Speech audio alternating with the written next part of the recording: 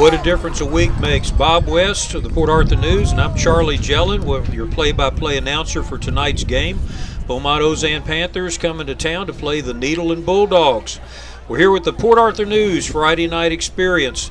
And I tell you what, Bob, a difference a week makes. Last time we were almost in shorts and T-shirts, and now we had to dig deep into the winter apparel.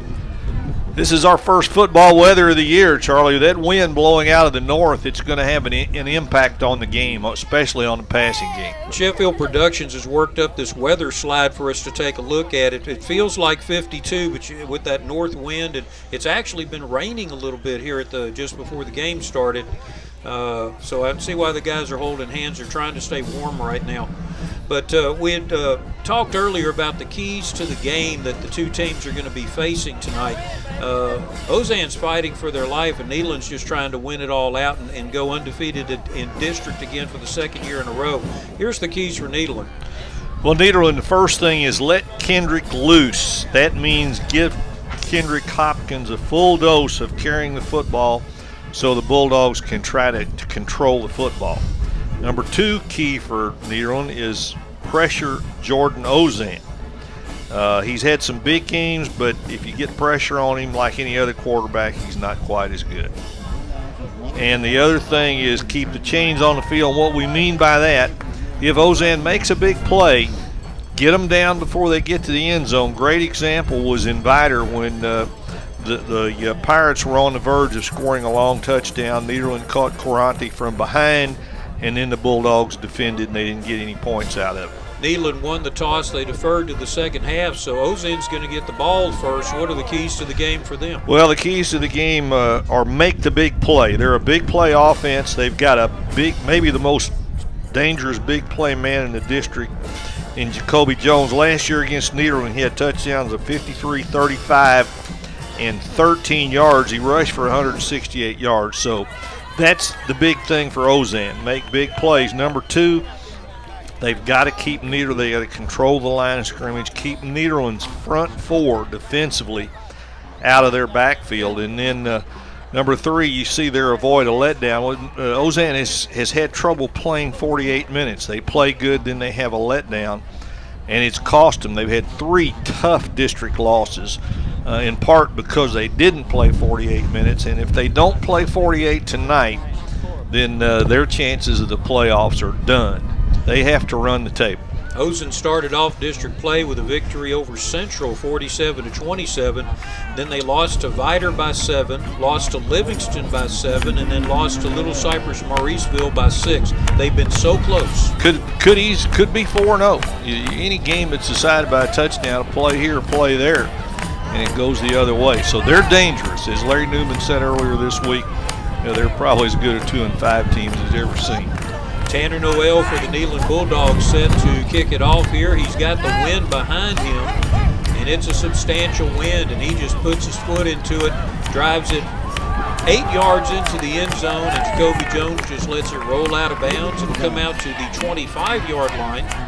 That's a new UIL rule change. So, matter of fact, they'll have to get the ball off of the track over there by the Philpott Motors car, their giveaway car.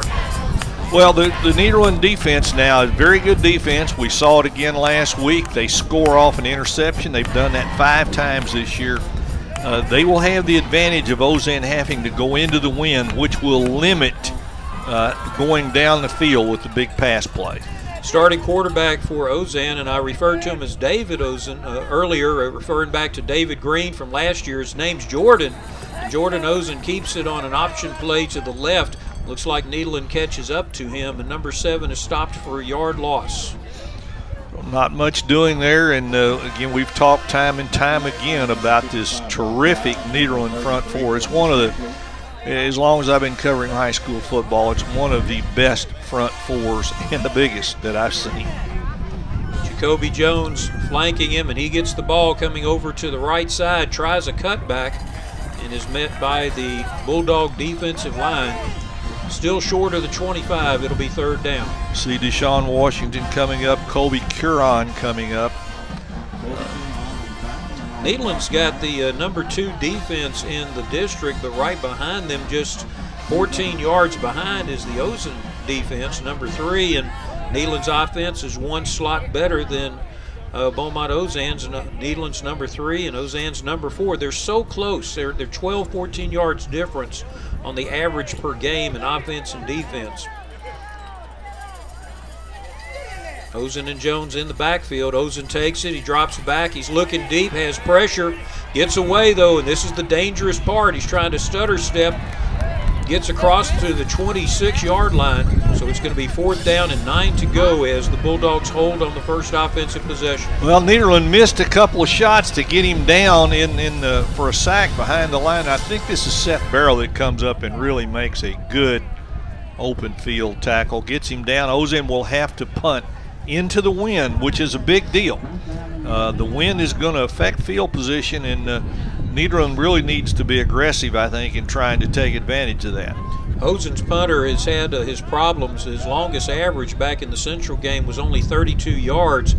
Zach Taylor is dropping back for the Bulldogs. He's lining up at the 46, and Ozen was a man short. They're running out one of their linemen.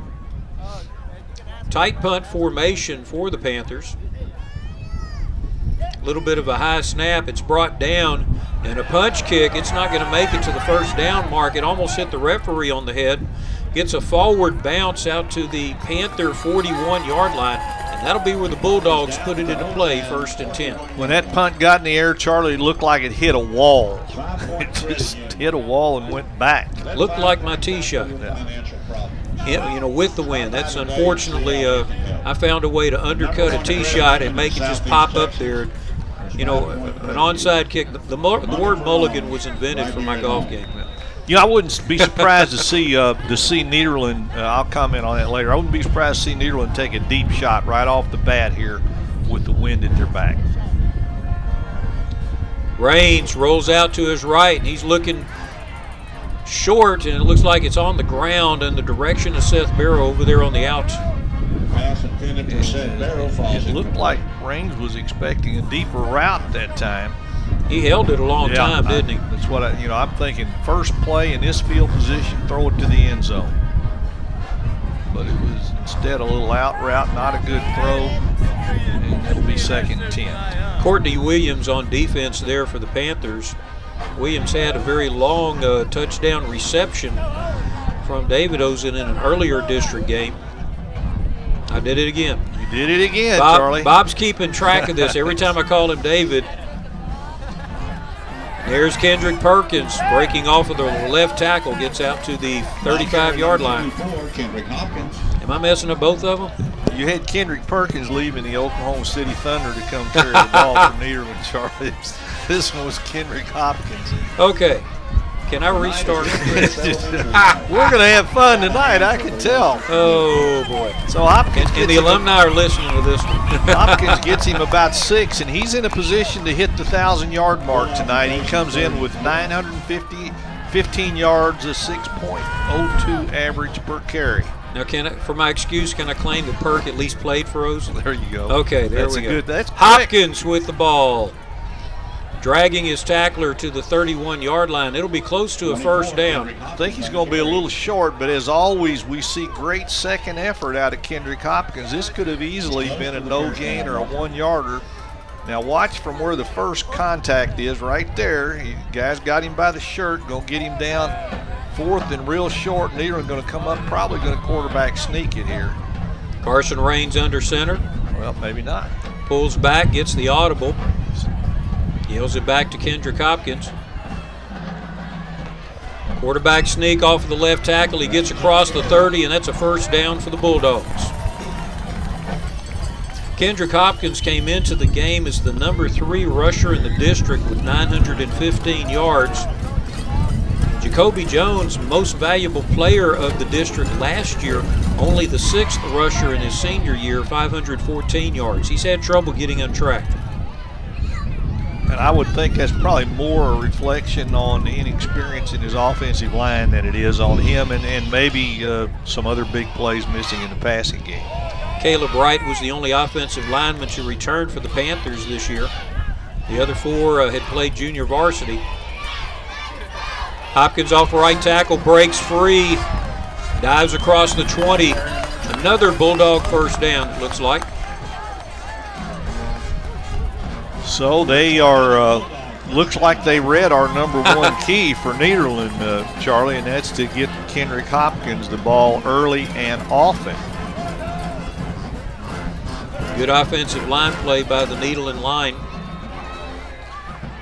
While Nederland's defense is pretty good, Charlie, their run defense is not. Well, yes, it has. Number 2 in the district. Well, it's number 2 in the district overall. They've given up twice as many yards through the rush as through the pass. 1191 rushing, 565 passing, an average of 250 in the game. Hopkins tries to get around the outside, and he's going to be taken down by the linebacker. That's number 11, Anthony Sylvester. That's 5 straight carries now for Hopkins. And Charlie, I take it you're not having any trouble picking out these Ozen numbers. This is an ongoing thing when we do Ozen, and has been from the beginning of time for this program. These gold numbers on white jerseys are just so hard to pick up, and I've never understood. The fans must have trouble with it. I can't understand why they haven't done something to make it easier. Well, I'm taking advantage of the high definition cameras, the twin sisters up on top, and looking here on the monitor. Raines throws it, is caught out there by Michael Shaw, who takes a hard hit just short of the first down marker. Shaw holds on to the ball and walks back to the huddle. Raines was, I believe, under a little pressure, and the ball kind of was hanging in the air instead of having some zip on it, and it kind of left Shaw, the receiver up there, just kind of hung him out. But Shaw held on to the ball, 3rd and short. Good opening drive for Nederland, but they need to finish it off with points. Strong pro formation, handoff to the fullback. Gets the first down inside the 5-yard line. That's number 27, Brandon Dial. So you know Ozen had to be thinking Hopkins, and I almost said Perkins. So you're doing it to me now. Oh, don't listen to me, Bob. 1st and goal for the Bulldogs. Ozen had a 3-and-out in their first possession, a short punt. Bulldogs took over at the 41-yard line. Now from a spread formation, a toss over to Hopkins. He's following his blockers, dives to the end zone. He's going to be just short at the 1-yard line. 2nd goal for the 1. Good play coming up from the secondary for Chris James of the Panthers. I believe it is. Let's see if it's not number 21 coming up and denying the touchdown here. Seth Barrow trying to lead him in, but just a little short now. Quarterback sneak, Carson Raines over the left guard, touchdown.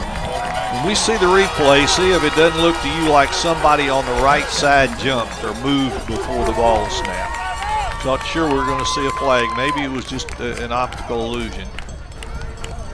Carson Raines, another, it's a little bit after the set there, but Carson Raines, another short offensive touchdown. He's punched quite a few in from the 3-yard and in. Now the point after attempt. Tanner Noel's kick is good. Nederland 7, Beaumont Ozen 0. We'll be back after this commercial break.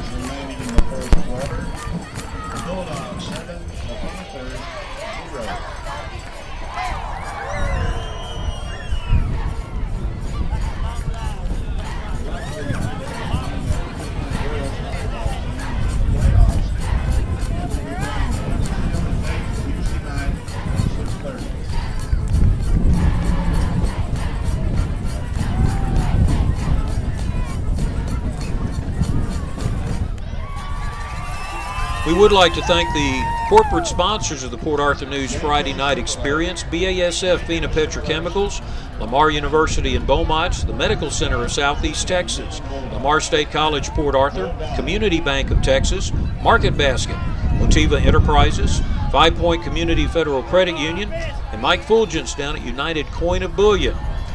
The player of the game is sponsored by Rick's Auto Body Excellence, and our trivia question sponsored by the IBEW Local 479. Longtime sponsors of us. This is our 2nd year full season coverage with KBTV Fox 4. During those 2 years, I can say Bob West has corrected me innumerable times. Not really, Charlie. You do a heck of a job as a play-by-play guy. And anybody that's ever done it has blown a name every now and then. Watching too much NBA. Kick is taken by Jacoby Jones, and he's got a little bit of a wall there on the right-hand side. Gets across the 30 to the 31-yard line. Little surprised that Nederland would kick the ball to him. I would have, but then maybe they couldn't see what his number was, so they didn't know where he was. Maybe that's an advantage Ozen has going for him. You make it tough on scouts, you make it tough on people on the field. Well, I think identifying Jacoby Jones is easy. You just look for the fastest guy on the road down there, down on the gridiron, the one who goes from 0 to 60 in about 2 seconds. He proved that last year in that big shootout win for victory for the Bulldogs. Hitch screen over to Andrew Michael. Michael is tackled after about a 6-yard gain. It'll be second down. I believe this is going to be Colton Kimler coming in to finish up.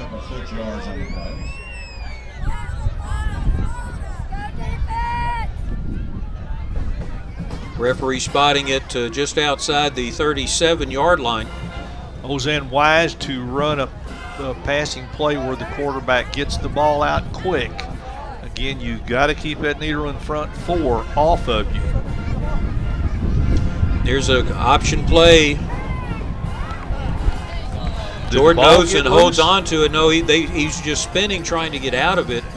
Various Bulldogs were holding on to him. Among them, Sage Say, number 10. Watch his first hit right there.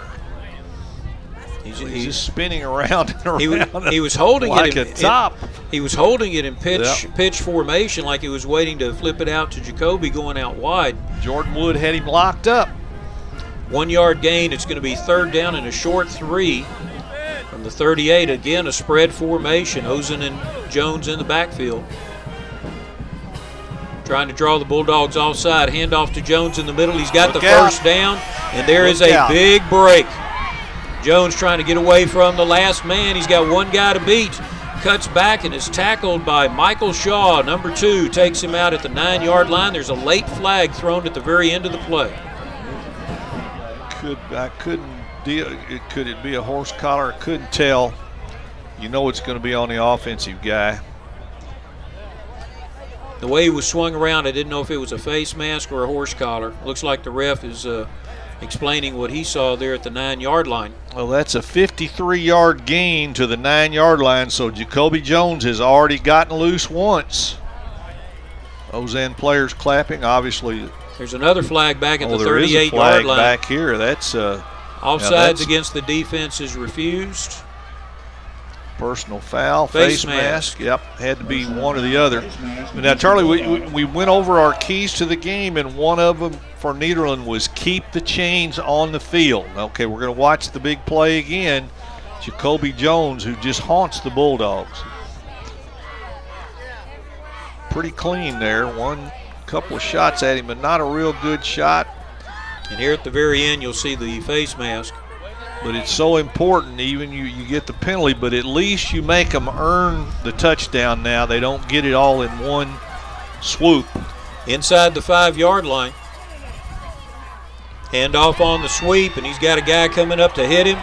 Tackled him down at the 10-yard line. A great collar there of number 21. That's Chris James bringing it around from a wide receiver. So let's see if this key happens to work out now, because, you know, if Jacoby Jones was close to busting it for 6. There's a great play there made by Sage Say, number 10. Say, yes, sir. Great play. A very sure tackle. Ozen looking at 2nd and goal from just outside the 10-yard line. And they're breaking the huddle here with just 10 seconds left in the play clock. Jacoby Jones in the Wildcat. He's going to keep it and try and run over to the left. He's faking the pass, but he's got 3 Bulldogs over there, and he loses 3 more yards. Jacoby Jones just outnumbered over there, could not get around Kobe Curran. I think Karan, Jordan Wood, and probably Corbin Stampley are all going to be a part of this play. There comes Stampley from behind. Wood had him first. Now Ozen looking at 3rd and 14. 3rd down and 14 for the Panthers. Well, Ozen is really slow now. It looks like they're going to take a timeout. They're going to have to take a timeout, so we will too. Ozen's got a 3rd and goal from the 14. We'll be back. Barry Jr., you have won the $100 Gulf Credit Union gift card. If you'll come to the press box, we'll be more than happy to give it to you.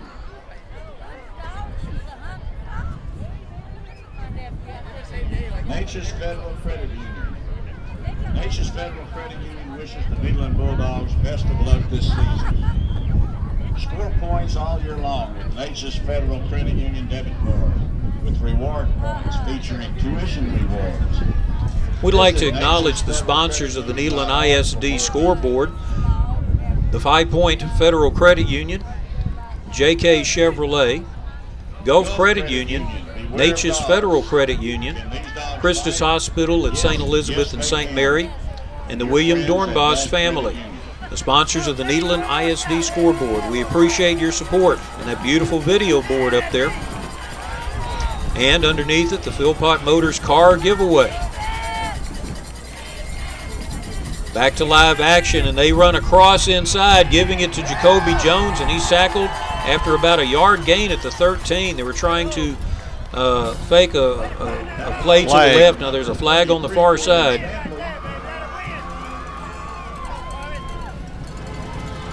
Looks like an offsides Nederland, so wow. That's almost an unforgivable deal. You get them stopped on 3rd down and you're offsides.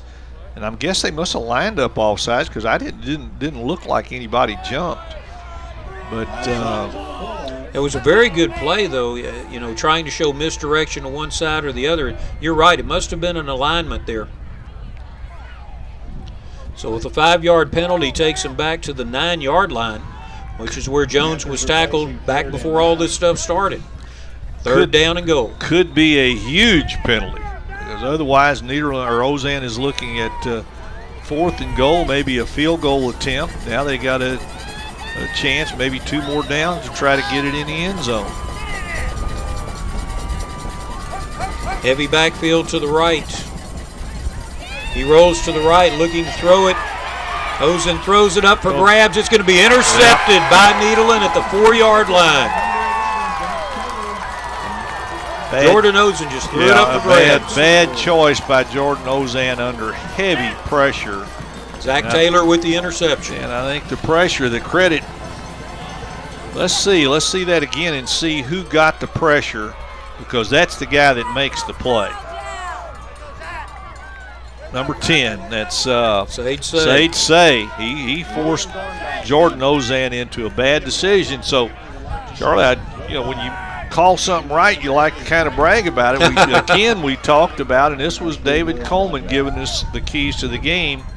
Keep them from breaking a big play for a touchdown. Keep the chains on the field. That's what they did with the tackle at the 9, and it results in a savings of 6 or 7 points. 1st and 10 for the Bulldogs. Handoff to Hopkins. Hits his right tackle and bounces out to maybe a yard gain, gets out to about the 6. Back in the Livingston victory, the Bulldogs were trapped in the same end zone a couple of times, and Hopkins was able to break them free. No huddle. Bulldogs go straight up to the line. They're calling audibles from the sideline, trying to catch the Panthers a little bit unaware.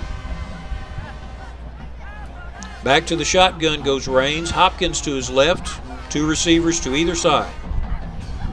Screen is set up, and it is beautifully set to Colton Kimler. Kimler past the 30, 1st down. Great call. It looked like it was called into a blitz, and beautifully executed play. Nice call from in the press box here. Okay, there they come. Ball comes out. Kemmler cuts it very right back, hits the seam beautifully. Made the perfect move. Big first down for Nederland getting out of the hole. Brought down by Derek Mayfield, the junior from the Panthers. Same formation. This time Shaw goes in motion. Straight drop back and out pattern. It's the T-flip to Shaw. Hook and lateral, wasn't it? I tell you, that's beautiful. Now the old hook and ladder. Wow. You haven't seen that in 4 or 5 years. And you normally wouldn't see it this early in a game. Great execution. Ronnie Thompson called that the T-shoot, because the person in a tailback formation who was Shaw in motion ends up taking the lateral back from the hook. Great play, and again in two plays, the Bulldogs are out of the shadow of their end zone. Here it is, right? Boy, that was so well executed. Shaw had to slow down. He was able to stay in bounds. Yep. And finally get tackled by Tony Brown. And Tony Brown, who is one of the most heavily recruited high school players in Southeast Texas, did a great job of recovering and preventing a touchdown. High formation. Fakes to Hopkins, range, throws deep. There's a flag on the play. It's a touchdown in the end zone to Seth Barrow, but let's see what the flag is. There are two flags in the backfield. I bet one of them's holding. Offensive holding is called against the Nederland Bulldogs. That'll take Barrow's touchdown off the books. Well, that is a huge break for Ozen, because if that doesn't happen, they are in a deep hole. And it was on the last play of the first quarter, although because of the penalty, they'll probably run in, well, I'm not sure on the high school rule. I believe it would call you'd run an untimed play with an offensive penalty on the last play, but I may be wrong about that. We'll see. I believe you're correct in that, you want to maintain the. Now let's see, the referees are getting together to talk about it. They're going to go ahead and move it. So that'll be it for the first quarter. Nederland 7, Panthers 0. We'll be back in just a moment. Krista's Good Luck Dogs, Krista's Hospital. NISD is grateful for their support as a founding partner in our scoreboard project. Way to go, Dogs!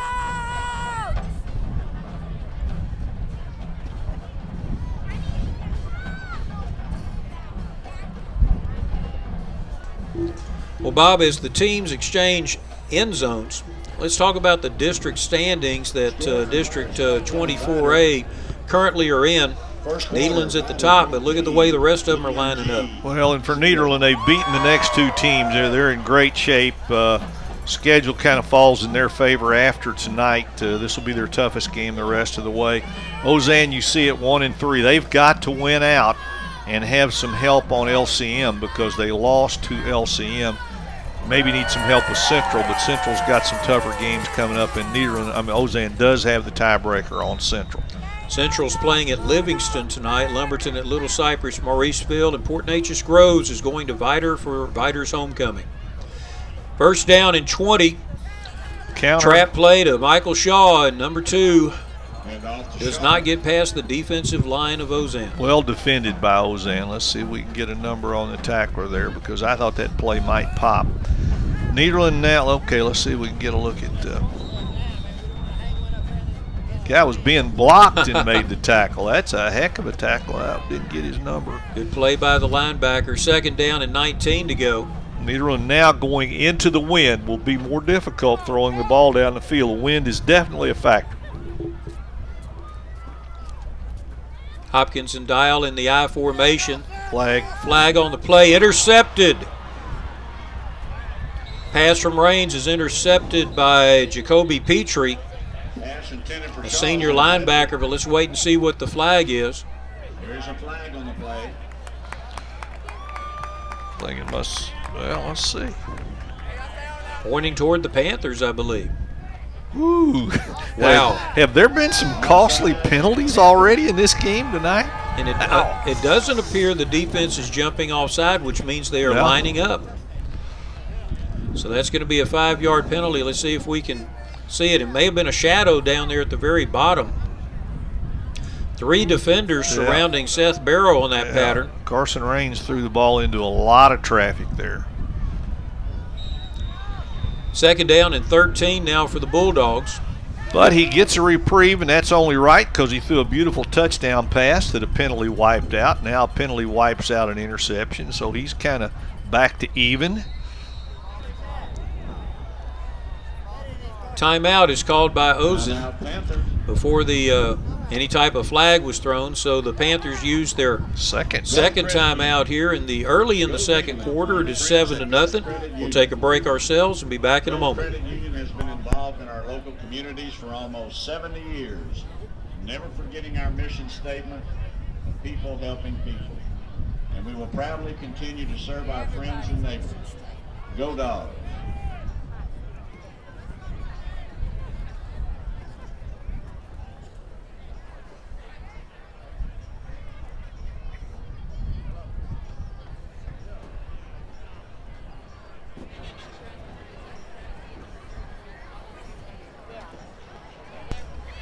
As the Panthers and Bulldogs return to the field, I don't think that was that unique of an offensive formation.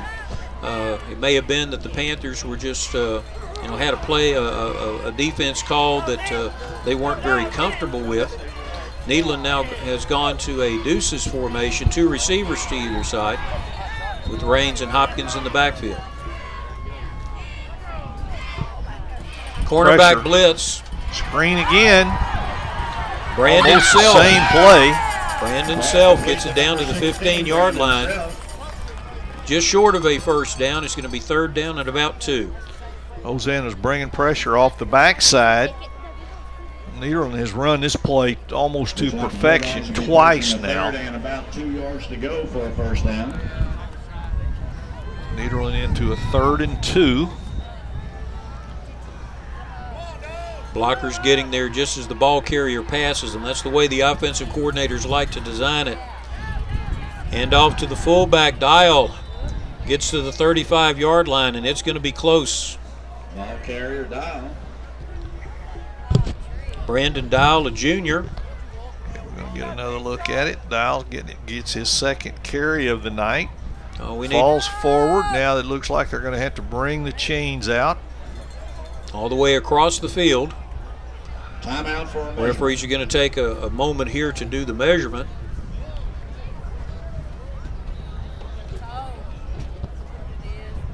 And I think the guys on the chains are running quickly because that's the only way to stay warm right now.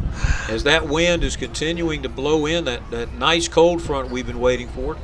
Here's your ground level shot, and it is just short. Whoa.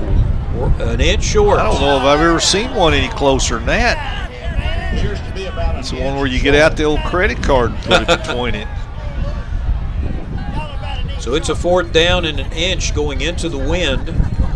And you think, well, that's automatic, but there's always the chance of fumbling the snap, somebody jumping.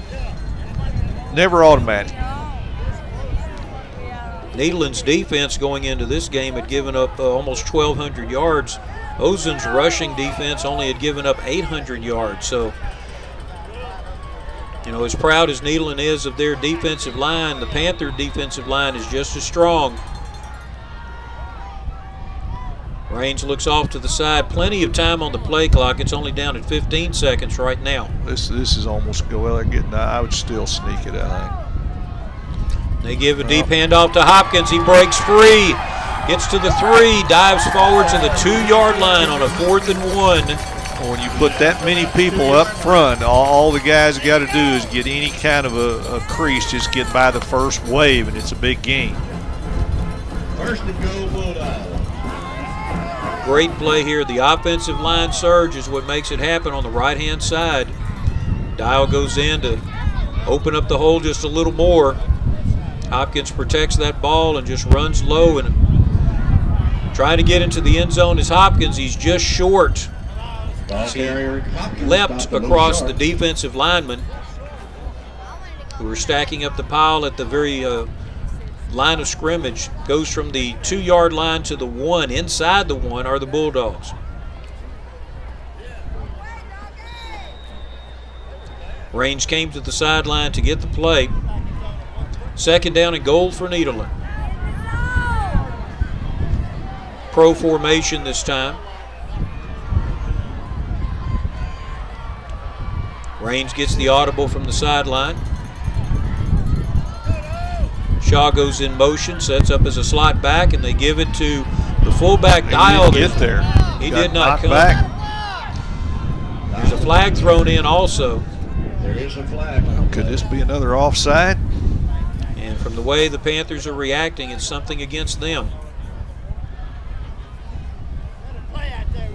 Good defensive surge there. They were slicing through those gaps, and they caught Dial before he could get up any type of momentum. Offside's called against the Panthers. It takes it 1/2 of 1 yard. Great play there at the point of attack. The offensive linemen were just shoved backward. But now the ball is right at the goal line. For the Bulldogs. Second down for Nederland.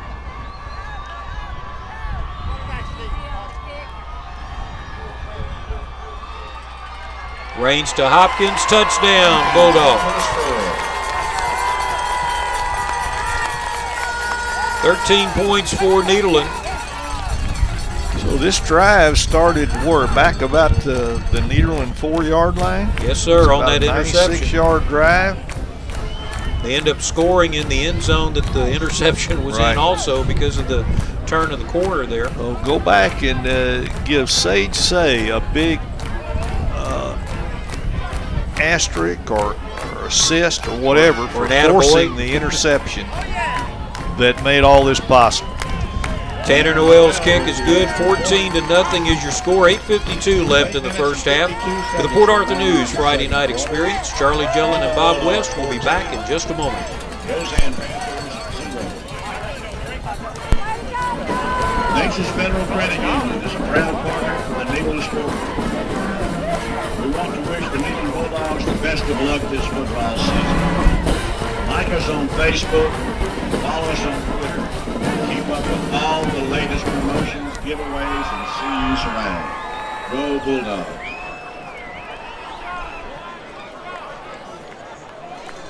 At the end of the first quarter from Pirate Land, Vider Pirates 21, Port Neches Groves Indians 0.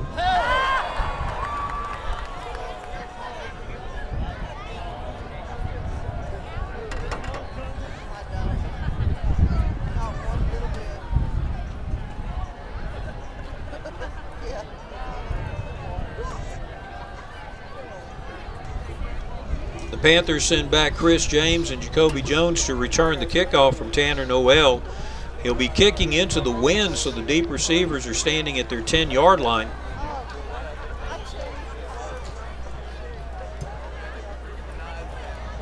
During the pregame, when the little stars were out there, the cute little girls with the Weston airs and doing their little dance routine, I felt for those little kids. They were trying to stay warm in the middle of that wind. Charlie, this would be a heck of a time to onside kick. You're a devious mind, Bob West. Pooch kick into the air is going to hit at the 20-yard line, and it's obvious where the return's called. Tony Brown takes it over there, gets tripped up as he makes the turn by Brandon Dial. Good coverage from Brandon Dial. And Tony Brown had to run 40 yards just to get over to where the wall was being set. Going sideways. Now Tony Brown, I understand, he's just a junior, isn't he? I mean, but the scouts are all over this guy. He's had offers from all over. He's a big-time recruit. What about Jacoby Jones? Has he had any college feelers that y'all have heard of? Not aware on that.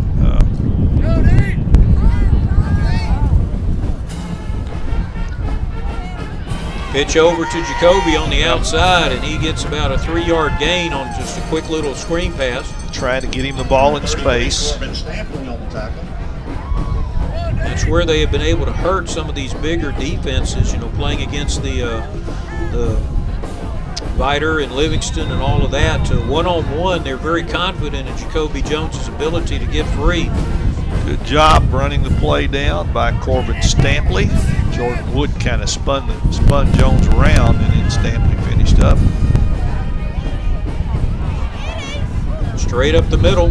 He broke that first level. Tackle made by number 9, Ozen. Close to the first down. Looks like we may, referees are taking a look at it. First down marker was just past the 35, and the ball is on the 35. So they're saying it is a first down. Well, one rep was moving the stick forward, and the other one was saying, no, it's not. Oh, yeah. They'll have to restart the play clock. It's down to 10 seconds. Well, they haven't now. Okay, now they restarted it. There we go. It's third and about the length of the football.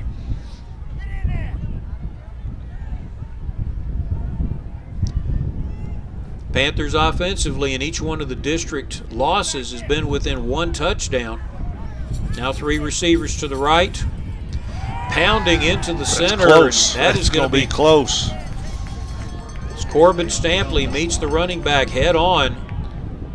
Puts him straight onto the ground, but he does pick up just enough. Barely across the 35. First down for the Panthers. Hard shot there given to Xavier Johns, senior running back, number 34 for the Panthers. Johns has had some good rushing yardage, a bunch of yards in the victory against Central. Scored from 20 yards out and later had a 63-yard run. And now a pass taken by number 8, Ronnie Caesar. Junior gets a 4-yard gain. Hey, Jordan Ozen does a nice job of buying time here in the pocket. Looked like they had him, scrambled away, found an open receiver, and turned what could have been a 7 or 8 yard loss into a 4-yard gain. Caesar had the mind to get the ball first and then turn upfield. Jordan Wood and Stampley didn't let it become anything more than just a short gain. Second down and about 7 to go. Everybody moved except the center. Center was operating on a different snap count than some of the other folks on the right side of the Ozen line, so they take them back 5 yards. And in looking at their district games, the Panthers, they've had a bunch of penalties, but they've all been small ones. In the victory over Central, they had 9 penalties for 57 yards. Against Vider, only 5 penalties for 40 yards. So they don't hurt themselves in a big way, but those little 5-yard penalties come back to haunt you, just like that defensive offside that gave up the touchdown. Right. Heavy backfield. Ozen takes it deep, fakes the wraparound, and he's going for the home run ball. Almost intercepted by Colton Kimler, who was sitting back watching the whole thing. Yeah, that's your typical guy, that the safety that they say is playing center field. Sees the ball in the air, makes a move on. I really thought he was going to get him an interception here. The ball's in the air for a long time.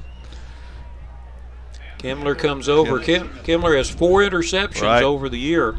He was probably looking down the field to see what route he was going to have to take to score, because these Nederland DBs, when they pick one off, and linebackers, when they pick one off, they become very offensive minded. Well, what was it you said? Five interceptions? 5 touchdowns. That's 5 pick sixes. Pretty mind-boggling. Cowboys would be happy with 1. Yeah. Ozen rolls to his right. He's got a bunch of yardage in front of him. He throws it, and the ball is caught for a first down at the 49-yard line. Great catch over there by Andrew Michael.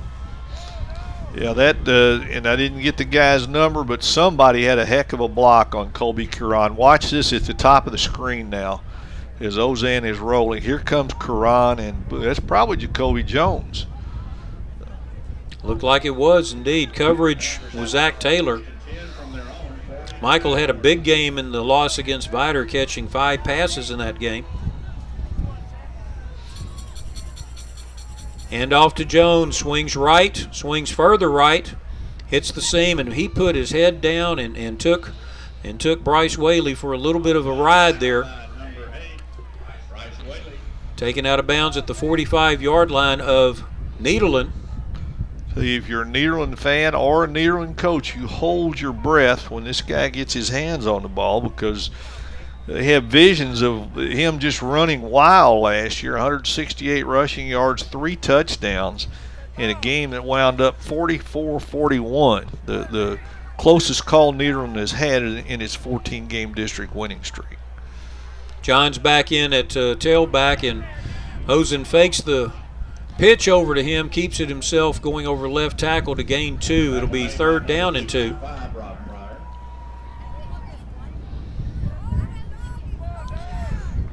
Good pursuit here by the nose tackle.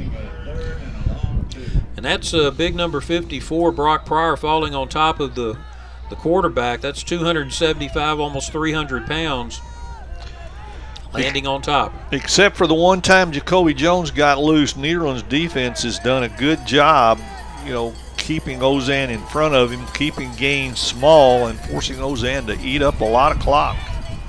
Snap throw is intercepted this time, as Zach Taylor ends up with the INT. He dives forward to the 47-yard line, and Jordan Ozen was just under way too much pressure when he snapped through that one.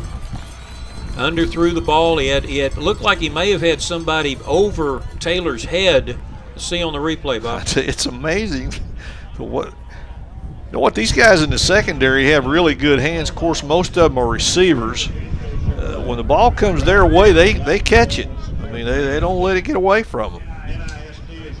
Tackle made by Jacoby Jones, so the Bulldogs, the second interception of the game now. And the turnover puts the Bulldogs in business. Carson Raines, Dial, and Hopkins in the I formation. Hopkins straight into the wall and nowhere to go. Big number 17, that's Jacoby Petrie, just latches on to Hopkins and made sure that he went straight back. 2nd down now for the Bulldogs. Clock is running inside 4 minutes in the first half.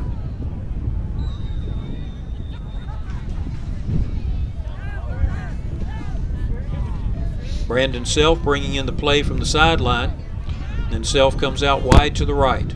Great opportunity here for Nederland to get total control of this football game. Pitch to Hopkins. Nice cutback by Hopkins. Oh, that was perfect. You get out wide and you see the seam open up, and Hopkins dives forward.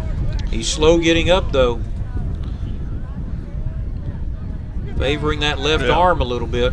Charlie, I think, and I'm going to have to get David Coleman on the horn at halftime, but I believe that interception, that was the 14th interception of the year for Nederland, and I believe that is a school record. I'm going to check that with David, but I believe it's a school record. We're going to get a timeout. I'll just call him right now. Okay, and we'll take a break, and we'll be back. Don't you love technology, Bob? We'll take a break, and we'll have the answer to that question in just a moment. Looking for an account that will help you meet your financial goals? Stop by the #1 credit union in Southeast Texas today, and we'll show you how. 5 Point Credit Union. Money for loans right here at home.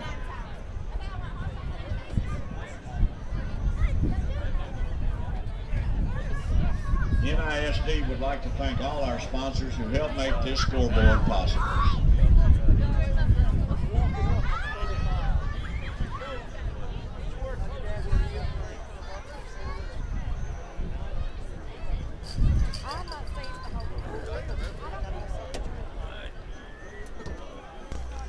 Well, we're back with a 3rd down and short, and we do have a trivia question that we're going to throw out to our fans today. Bob knows this one. He was in the area at that time. This is the IBEW Local 479 trivia question. In what year was the new Nederland High School built? You've got 2 years there in the 60s, fans, 2 years in the 70s. We'll come back with the answer in just a moment. 3rd down and short for the Bulldogs. Pro formation. This time they do a pitch, and it's a throwback to Raines, who goes deep. It's going to be off the hand, almost intercepted by the Panthers. It should have been. Pass was over the head of number 90, Deshaun Washington. Not a good throw at all from Carson Raines, and that was on 3rd and 1, and I'm sure now Larry Newman wishes that he had just gone ahead and gotten the 1 yard in the first down. And I tell you, that's one that Derek Mayfield wishes he had back, because that hit him right on the 5. I think you're going to see that little pooch punt deal. 4th down and short. 2 yards to go. Raines makes the audible. And they throw it out to Shaw, and Shaw's got the first down and breaks it free.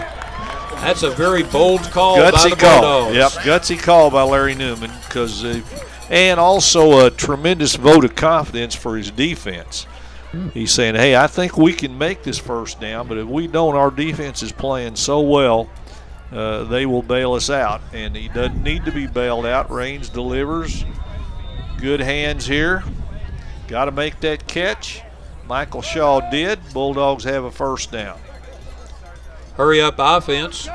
Bulldogs never huddled. 3 to the right. It's time to hand off to Hopkins, and he dives forward across the 30-yard line for 6 yards on first down. 24 down to the 30-yard Let's get the answer to that trivia question, fans. Out of the 4 years that you saw, the answer was 1971. The class of 72 was the first one. That's what I was going to say. You didn't ask me. Well, we knew you we knew you knew it, Bob. You have not missed any of these. No, that was when the new Nederland High School, and of course the question sponsored by the Nederland Tech class. Raines is going to be sacked for about a 9-yard loss. Close to a late hitch. You can tell the folks over here thought it was. I'm not sure, though, that Raines was down. He was kind of twisting and left himself really vulnerable there. Let's watch it. This play didn't have much to go on. See, I think he was down. He's sitting on the ground. Yeah. Sack made there by Jacoby Petrie, and we've been calling that senior's name a lot tonight. So 3rd and 10 for Nederland from the 36. The running clock is the factor, though. Shaw in motion, sets up as a slot back. It's going to be a pass play. Screen to Shaw. Shaw has the first down. Great move. He's going to score. Fantastic move. Oh, Michael Shaw. That move he made at the 20-yard line to sidestep the defender broke him free, and the Bulldogs score again. And that one really puts Ozen up against him.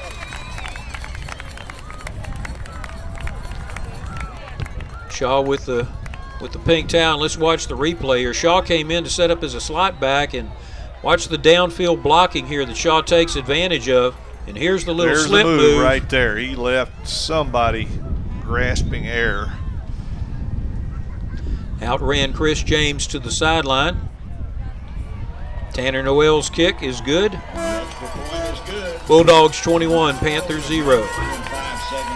Tell you, this is a really crisp, impressive-looking Nederland team tonight, Charlie. I didn't go away from last Friday over at Fort Neches thinking that we'd seen one of Nederland's better games, and I know Larry Newman felt the same way. You could tell in his remarks during the week he was just not pleased with what he got out of his team execution-wise. They just, the word I used when I walked away was it was just kind of a workman-like type game for Nederland. But tonight, on both sides of the ball, they are playing extremely well. Going for it on that 4th down really set a tone to everyone, especially, those of us up here in the press box. We were expecting some type of quick kick or something like that. Go ahead and pin the Panthers back, and you had your 2-touchdown lead at the time. I'd like to thank our friends in the Nederland Athletic Booster Club, not only for working the concession stand down there where all the hot chocolate is. You can also get DVDs of this game and every Nederland game that the Nederland Bulldogs played on the Port Arthur News Friday Night Experience. Booster Club is selling those. But right now I'm more interested in the hot chocolate, and that's just me. You're sending somebody for hot chocolate? At halftime, I'm sending myself. Tanner Noel ready to kick off. Kick is a bit wobbly, taken at the 21-yard line, and again, the Panthers trying to get over to the wall, and Courtney Williams has found it. Williams taken out of bounds at, let's see where the referee marks it. He marks it at the Panther 47-yard line. There's an injured Panther back on the 20-yard line. He's favoring his ankle. Courtney Williams was able to take the ball in the air, work it over toward his right, and then he found the crease. Ball is returned to the Panthers. So it ends up being about a 23-yard return out to the Panther 47-yard line with under 1 minute left in the first half. It is 21-0 with the Bulldogs on top. All right, I got my confirmation, Charlie. We did see Nederland set a school record for interceptions. They have 14 this year. The old school record was 13. Wow. And there's still some football left to see. I don't think we've seen the last one. We might even see another one on this possession. Ozen and Jones. Jones in motion. They fake one screen. They go screen the other direction, and a fantastic tackle by Seth Barrow on Kalen Sellers. I'm telling you, the Bulldogs are sharp tonight. He was flying up to make the play. An Ozen receiver had a shot to block him, and he just ran right past the blocker. Jacoby Jones was being used as a very good decoy. I mean, he goes in motion, and the first initial fake goes to him, and you'd expect everybody to respect the guy who was the most valuable player last year. So that is a big-time football play there by Seth Barrow. Timeout is called by the Bulldogs, leaving each team with just one timeout at 31 seconds left in the first half. Let's go ahead and take a look at that play again, because again, fundamentally it's set up pretty good. Here goes Jones. Now watch the blocker coming down. There's a guy that's supposed to pick up the corner, and he just can't get there. He's saying, where did that guy come from? Little emphasis there given by Seth Barrow, saying not on my watch. Yeah. Bulldog defense definitely a feisty one against the pass. So Ozen with 31 seconds to work with. The big problem for them is they've already used 2 timeouts. They only have 1 left, so they're going to need a big play down the field or something short that, like Jacoby Jones would take and turn into a big play. Panthers have their instructions. They come on out. Jones to the right of Ozen. 3 receivers on that side, and Ozen rolls to his right, and he's going to keep it this time. Now he snap throws it out of bounds to one of the cheerleaders over on the track. It'll be 3rd down from their 45-yard line. Well, that was a good incompletion, because if he runs with the ball and gets tackled, it's going to eat up a bunch of clock. This way you get to run your 3rd down play. Was there a flag on the play? Well, Nederland's backing up. I never saw a flag. Looks like it's about 15 of what they call defensive holding. That's an automatic first down. Must have been something in the secondary. Ball is put into play at the Bulldog 45-yard line. Down to 24 seconds in the first half. 23 on our clock, 24 on the stadium clock. We'll catch up. Our clock is frozen, the one down here. 2 receivers to the left and a heavy backfield to the left. This time Ozen rolls to his left. He motions a guy deep. Gonna be another interception. There's another interception. What did I say? They might get another one. This may Michael go. Michael Shaw with some speed gets away from May Ozen. go. Shaw has one guy to beat. Got a shot. Got to get. Nederland's got to get timeout. There's 7. Well, I guess the clock will stop. Michael Shaw with the 3rd interception. Somebody did say they might get another interception on this possession. Somebody in this booth. 7 seconds left, though. That's going to be the key. Nederland only has 1 timeout. That's well, and the problem you got is you're going into the wind. That would be a really tough field goal, 37 yards into that wind. Throwing with the wind, just overthrew his receiver by about 7 yards, and the receiver was double covered anyway. But this great run here by Michael Shaw. But watch this last guy. He just cannot get away from him, so Shaw just decides, okay, I'm going to hit you. Tackled at the 20-yard line. And the Bulldogs will get 1, maybe 2 shots into the end zone, depending on how quickly these 7 seconds go down. They're going to line up for the field goal attempt. Tanner Noel's got a couple of them during this district play of in the 34-33 yard range. This is a little bit longer than that. Great kick up in the air. Will it crow Get over? the wind knock it. The wind just knocks just it down. took it off. Goodness. Oh, so the 9-iron shot drops just a little short of the green. Yeah. But the Bulldogs are happy to walk away with a 21-0 halftime lead. We're going to toss it back to the Fox 4 studios for the sports update from James Ware and Nick Canisalis. Guys, take it away.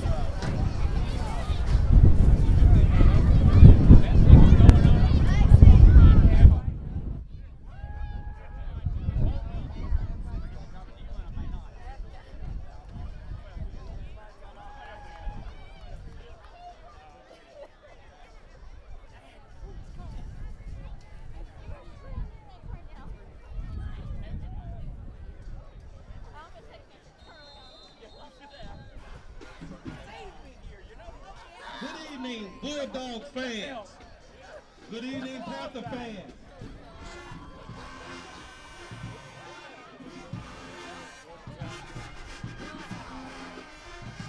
Led on the field by drum majors David Tupac Johnson, Chastity Flashlight Thomas, Deanna D-Light Winters.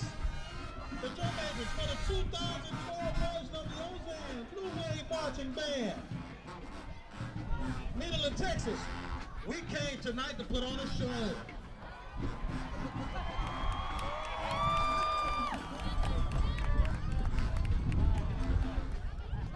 Give it a bit more sound, man. Here we go.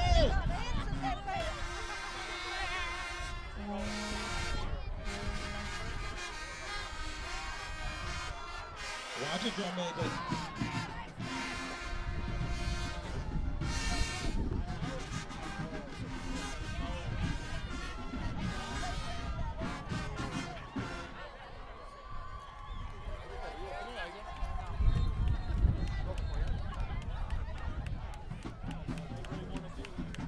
The band is under the direction of Tommy Gladney and Lisa Jenkins. Percussion coordinator, Mr. Eric Wright. Flag sponsor, Ms. Shantae Leonard. Drill team sponsor, Ms. Cheryl Pinckney.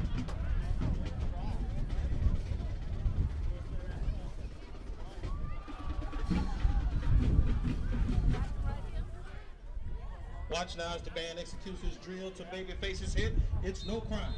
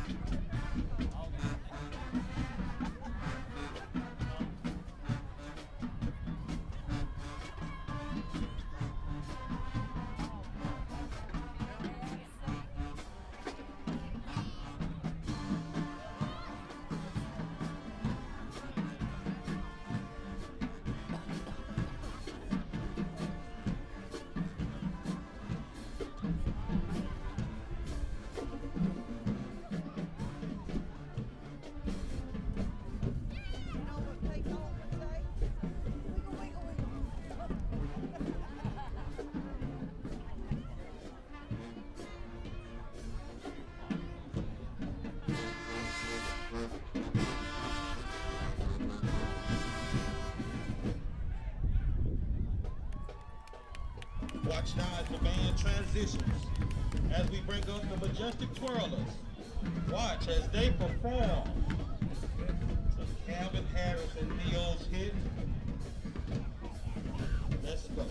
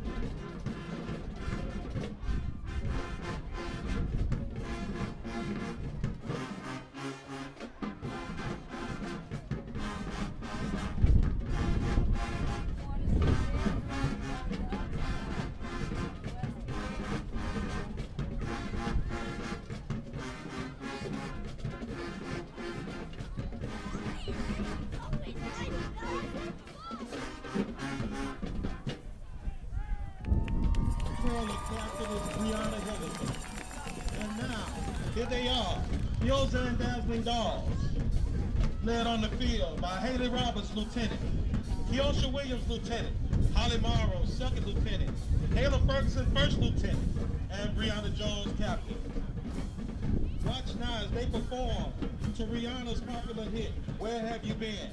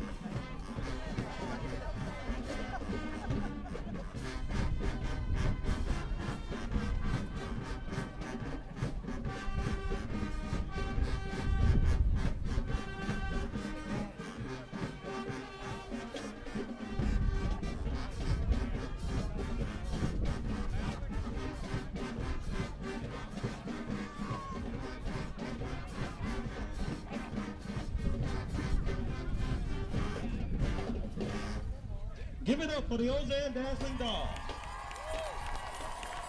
Now we know what you came here for. Let's give them a little bit of that breakdown. Don't hurt them, man.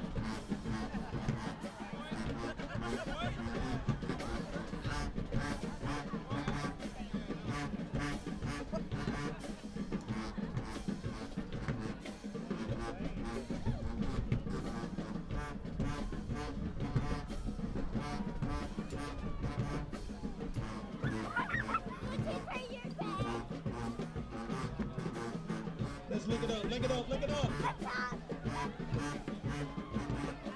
Crisscross. Bring it down.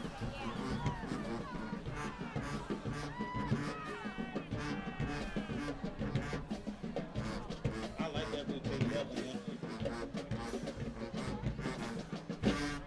All right, Panther fans, you know what comes next?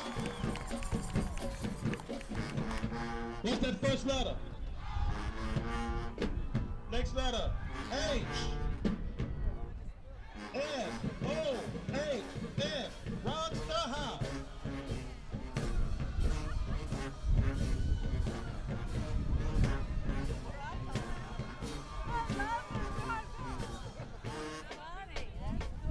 Nederland, Texas, thank you for the opportunity to entertain you on tonight. You've been entertained by the Ozen Marching Band.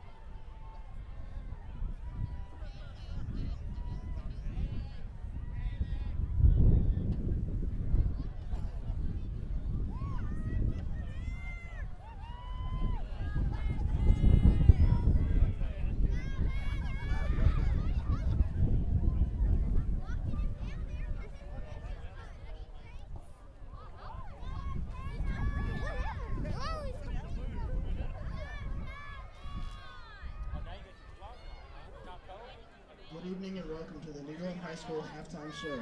The show will begin with the national champion Nederland High School Western Airs. The Western Airs will be entering the field to the traditional grandiose.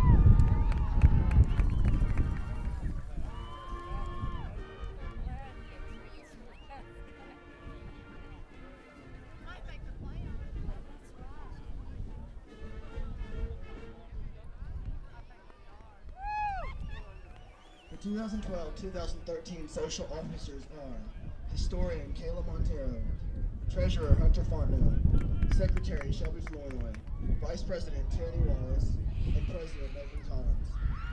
The 2012-2013 officers from left to right are First Lieutenant Kristen Simmons, Lieutenant Nikki DeVillier, Captain Callie Macon, Lieutenant Jenna Dunlap, and Lieutenant Katie Chalette. The Western Airs will be performing a kick routine to That's Entertainment.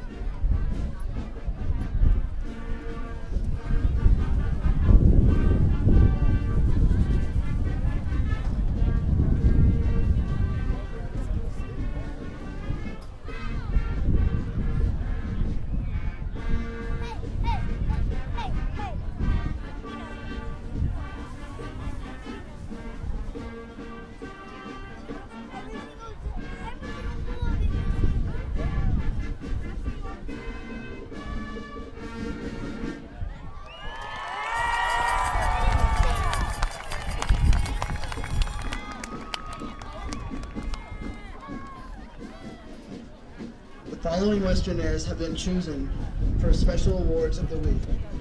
Girl of the Week is Junior Sydney Cormier. Kicker of the Week is Senior Mary Beth Dupont. Banner Girl is Sophomore Spencer McBride. Congratulations to these Western Airs. The Western Airs are under the direction of Mrs. Laura Kendrick.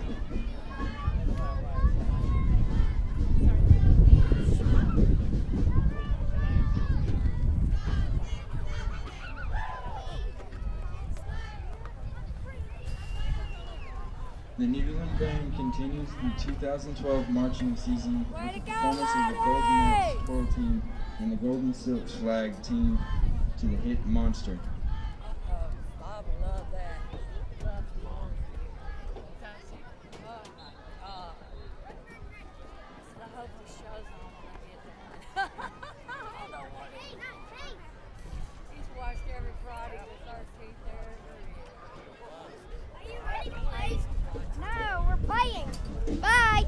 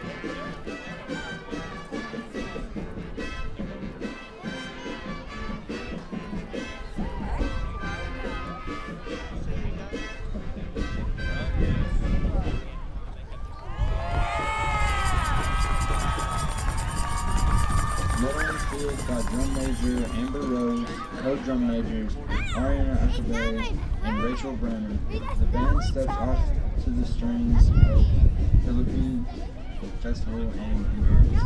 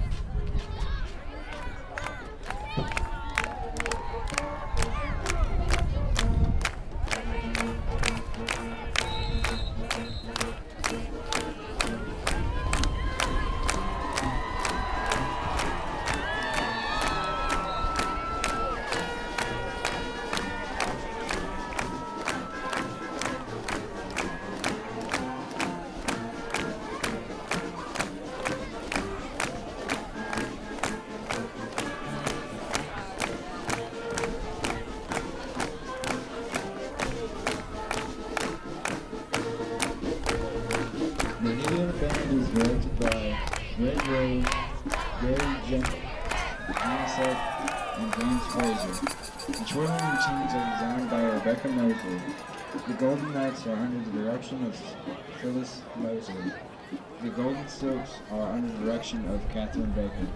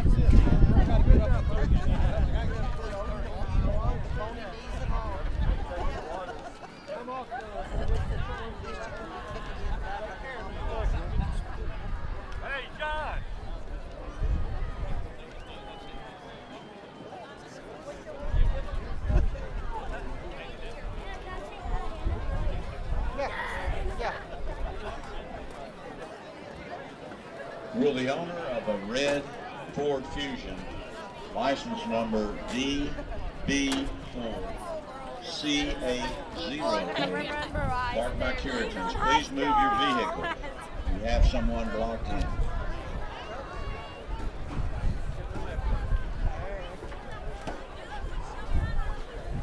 The winner of the Project Celebration $250 Walmart gift card is ticket number 332791. 332791.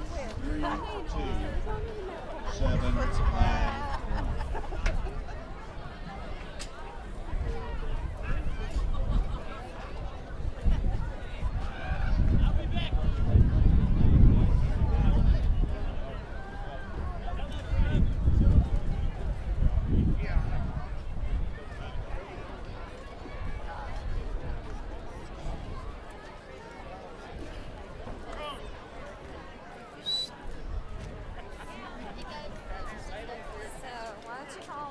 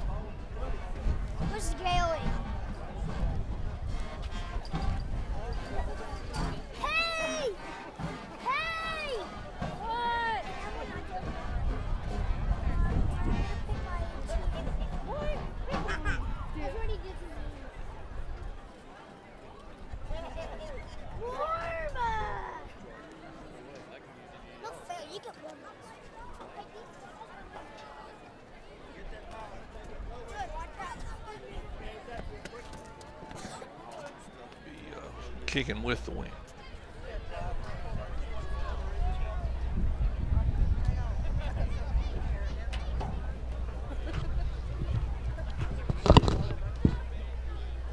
Welcome back to the Port Arthur News Friday Night Experience. Nederland 21, Ozen 0 at the end of the first half. Bob West, you've got a few stats for us. I got one stat that sums this football game up, Charlie. In the first half, Ozen gained 90 yards, and Nederland had 84 yards worth of pass interception returns. Wow. That was on 3 interceptions. And that pretty much tells the story. First downs, Nederland 7, Ozen 4. Nederland 17 rushes for 68, Ozen 11 for 64, and 53 of that came on one play by Jacoby Jones.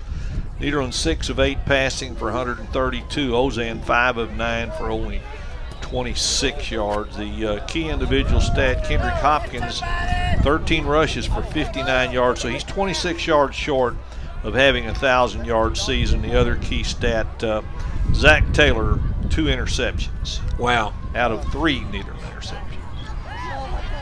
Mamadou Baldy's kickoff is taken by number 11, Zach Taylor. There's a flag on the play as Taylor gets free, and we'll see what Taylor is tackled at the 45-yard line, but we'll have to see what the flag is. It was thrown at about the 39-yard line. Almost always on the returning team. You rarely see one unless it's a late hit. That couldn't have been a late hit. So going to be a hold on Nederland. Bulldogs will start probably from their 29. And if Ozen is going to have any chance to get back in this game, they're going to have to do it in this quarter when they have the wind more or less at their back. And this wind has really picked up. It is whipping. Taylor looked like he had been tackled right there, but he got out of all those Panthers and had a pretty good run back. But the hold, of course, which was away from where the runner was, took him back to the 29-yard line. With Nederland going into the wind, I would expect we would see a steady dose of Kendrick Hopkins. Again, keep in mind Hopkins needs 26 yards to reach the 1,000-yard barrier for the season. We'll keep a running tab on that and see when he gets it. Pro formation for Raines. Goes over to the side and gets the audible from his offensive coordinator. Hands back under center. Drop back pass, and there's a deep ball going to Shaw. It looked like it just fell out of his hands. See what the wind did to it? Was that the wind? Oh, I think. It just throwing against this wind. I'm shocked that they would come out and throw on first down. I think with the lead they got, you pound Kendrick Hopkins at him. Use as much time as you can when you're going against the wind. Keep the ball away from Ozen. You're right. He was hit kind of when the ball was released, but it had a nose down aspect, and that wind, which is kicked up, it's probably a 15 to 20 mile an hour steady gust now from the right of your screen to the left of the screen. Just took the nose of that ball and threw it into the ground. Second down and 10 for the Bulldogs. Hopkins off left tackle, goes forward to the 33-yard line. Be third down and 7 to go as he picks up 3 yards the hard way. We'd like to thank our Port Arthur News Friday Night Experience corporate sponsors, BASF Fina Petrochemical, Lamar University in Beaumont, the Medical Center of Southeast Texas, Lamar State College Port Arthur, Community Bank of Texas, Market Basket, Motiva Enterprises, 5 Point Community Federal Credit Union, and Mike Fulgence down at United Coin and Bullion. Our Rick's Auto Body player of the game will be picking later on. Let's see if they go back to the screen pass that works so well. No, not a screen. Woo.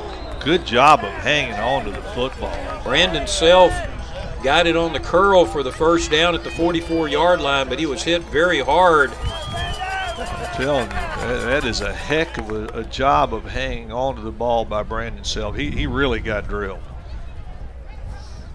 Good pass here, right into the numbers. Really well thrown into the wind by Carson Raines. Taken down by Chris James. Deuces formation now. Hopkins, the setback behind Raines. Hopkins gets the ball on the little middle trap, and Hopkins gets to the 49-yard line before he's pushed backward. Kobe Petrie, we've called his name quite a bit. That linebacker and he and Mr. Hopkins have a very good relationship. They've met on just about every play. So this is really what Nederland wants to do, 4 or 5 yards at a time. Just burn time off the clock. Move those chains. Nederland without a huddle. Send 3 receivers and Hopkins to the left side of Carson Raines. Tyler Spell by himself on the right. It's almost a little slant pattern there to Michael Shaw. He basically went downfield about 3 yards from his slot position and just stopped. Raines hit him. 3-yard gain, 3rd down. Those are almost the kind of throws that the only thing that'll work into this wind. You risk when you throw it in very far downfield, the wind is really going to change the trajectory of the football. And that's affected each one of the interceptions. The one that was thrown into the wind just hung up for Taylor, and then the other 2 were overthrows by Ozen. And one was created by a lot of pressure. 3rd and short. Hopkins with the ball, gets the 1st down, twisting forward to the 43-yard line.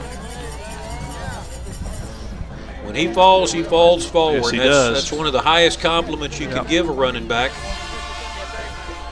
So by my numbers, he now needs, I believe, 15 more yards to hit 1,000. Always a significant number, and more so in high school where they play a 10-game season than in college where they play 12, and in the NFL where they play 16.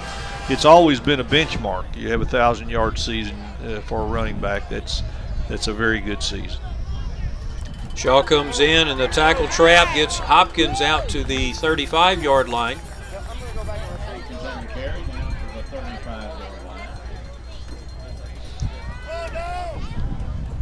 Second down and short for the Bulldogs.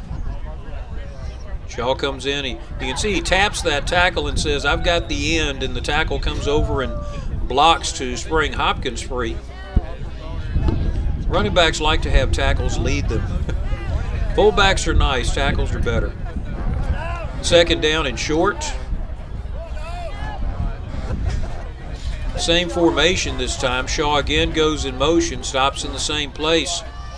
Fake to Hopkins, they're looking to throw it, but Barrow was held at the line of scrimmage, could not get away from the cornerback. Yeah, the cornerback did a great job of keeping him from getting off the line of scrimmage and just blew up the play. Courtney Williams there, the senior defensive back. You can see him crossing his arms there, not this side. Currently, that's what it's like, and I'd say the wind is closer to 20 than it is to 10. Oh, I guarantee it's closer to 20. And the wind chill is below 51, because my hot chocolate did not last hot. It was not hot very long. From the Nederland Athletic Booster concession stand. Third down and short, offset I formation. Hopkins with the ball, he's got the first down and more. Oh, that last foot. And that puts him over 1,000.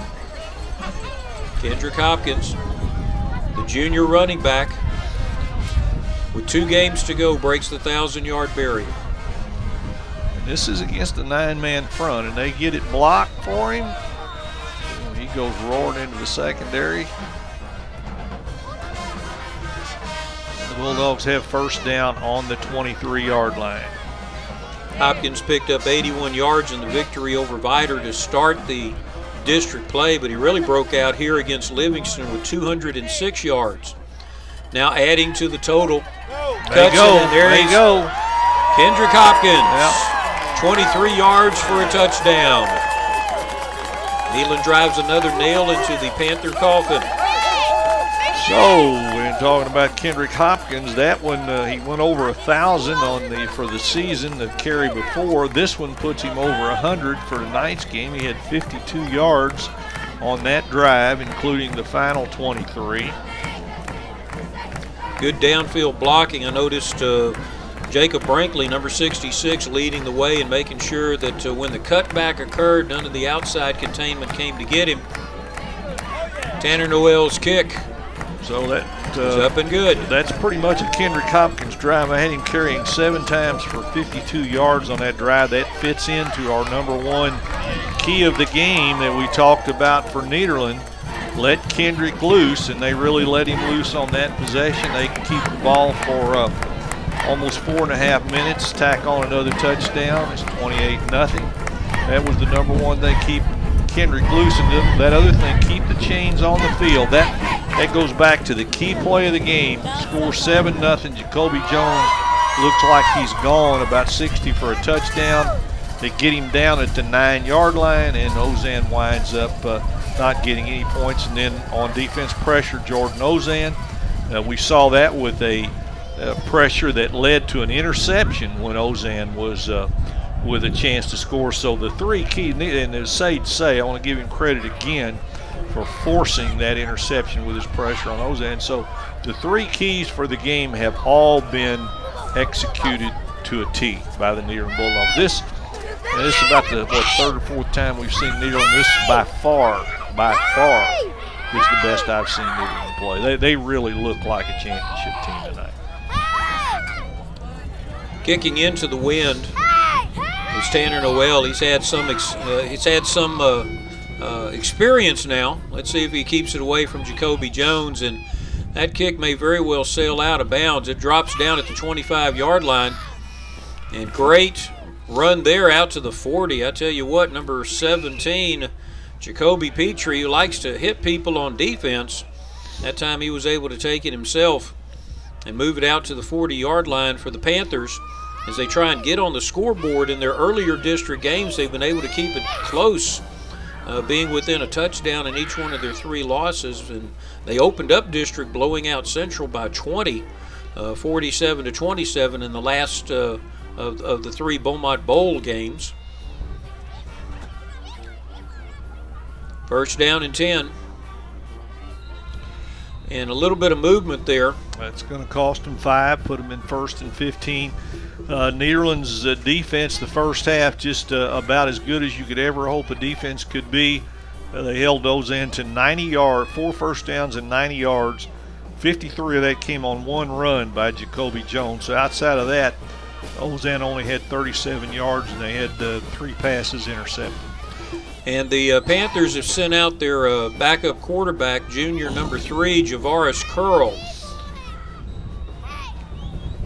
Curl is in the backfield with Jacoby Jones. Bad snap, and Curl's just going to fall on it. Back at the 23-yard line, Curl was unable to hold on to it, so that's a loss of 13 yards on the sack. That gives you an idea of how hard the hitting is out there. Scraped a little paint off that helmet. Well, a rude welcome to varsity football. I'm not sure whether it's the first play for Javaris Curl or not, but young man's got to have some nerves coming in. And just looking across at that front 4 Nederland puts out there can't be a welcome sign to a young quarterback. Same formation. Xavier Johns in at running back. Johns keeps his feet moving. Gets back to about the 25-yard line. Maybe a yard gain on the play. So you can see Deshaun Washington forced it back inside, and that's where big number 55, Brock Pryor, is waiting. You dodge a 275-pound defensive end, and you run into the 275-pound nose guard. Not a very good alternative, is it? 3rd down and 25 for the Panthers. Curl rolls to his right, fakes the wraparound, and he throws a strike at the 35-yard line. The ball comes in short, though. Andrew Michael trying to slide in, but Curl's pass just a little bit too low. Incompletion brings up 4th down and 25 yards to go. Is this the first punt tonight? It's the second punt. The first one went into the wind and basically dropped down. It was about a 12, 13-yard punt. This one, though, with the wind, Lewis Johnson set to punt. He's getting some guidance from the sideline there. And plus, they needed one more guy on the offensive line. Panthers brought in an end. High snap is through the hands of the punter. Be better It's to in the take a end zone. safety. Well, that may be a touchdown. I think the Nederland guy beat him to it. Referee's looking at it as they tumble Jordan on the ground. Wood. I think it ought to be a touchdown. Touchdown. Touchdown Oh, my. for Jordan Wood. Isn't that who got it? Yes, indeed. 2 weeks in a row for Jordan Wood. Has got another defensive touchdown for Nederland. Wood didn't have to run 81 yards this time, though. No, the punter should have. He just didn't make a very good play there. I mean, he got to fall down on the ball and take a safety. I mean, much better off. It cost you 2 instead of 5, although it cost you 2 instead of 7. Although at this point, it really didn't make any difference.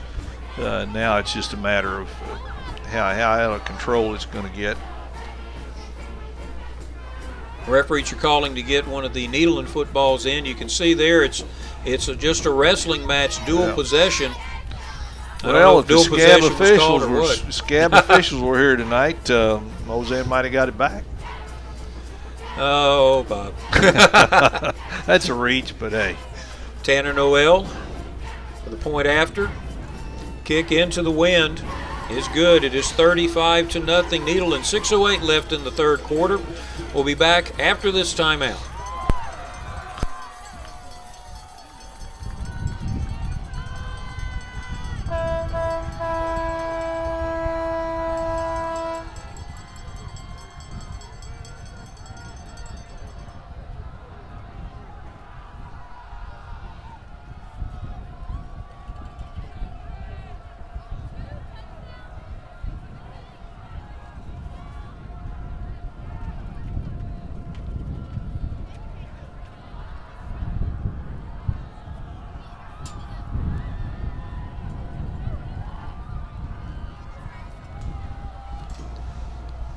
Nederland Athletic Booster Club supports athletics at middle and senior high school, and that's all athletics, girls and boys from 7th grade up.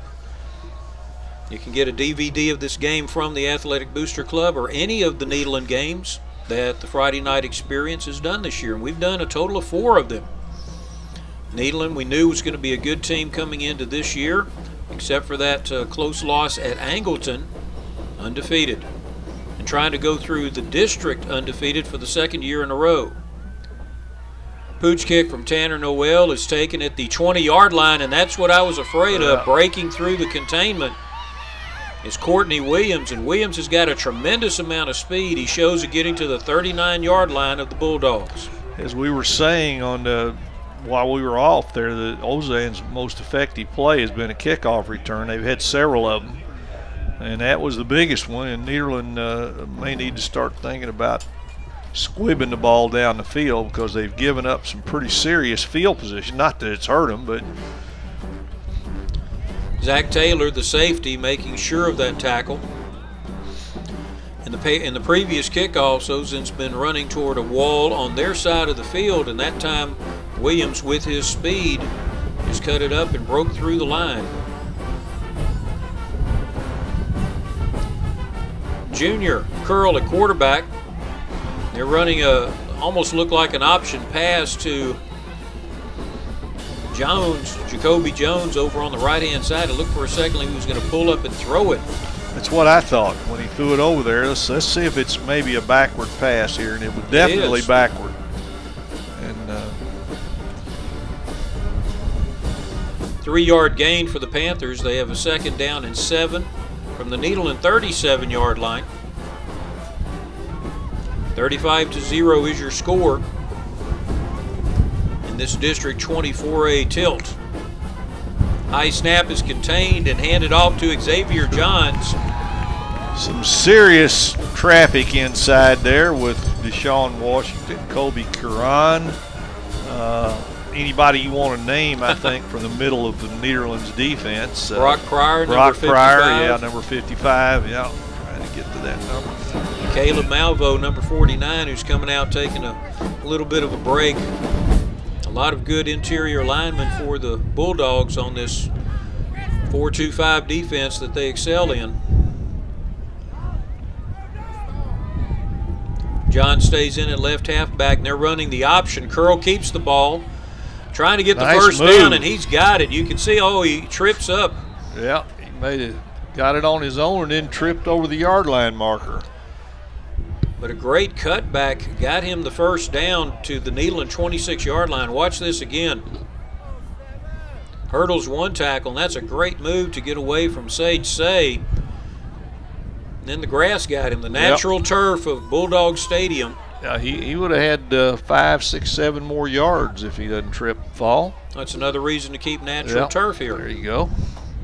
The best ally a defense has. And for this late in the year, the turf in Bulldog Stadium looks good. Shotgun formation, crossing action goes to Xavier Johns, and he drags the pile for a couple of yards, and that's dragging 1,000 pounds of Bulldogs. See, what is Nederland? I believe they have one home game left, Charlie. Last game of the year, maybe against Central. Last game against Central. I think they go on the road next week to Lumberton. 4-yard gain makes it 2nd down and 6.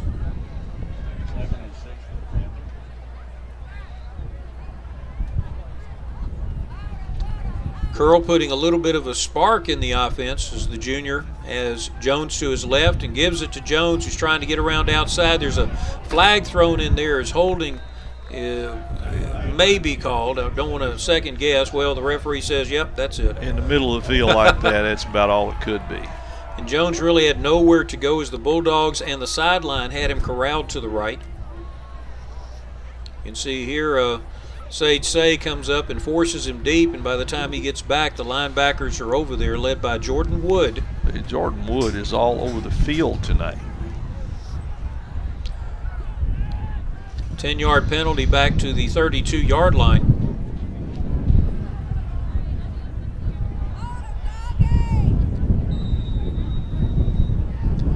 Second down, 16 to go. 2 receivers to the left. Curl fakes it. He throws a strike, a great ball. Yes, it was.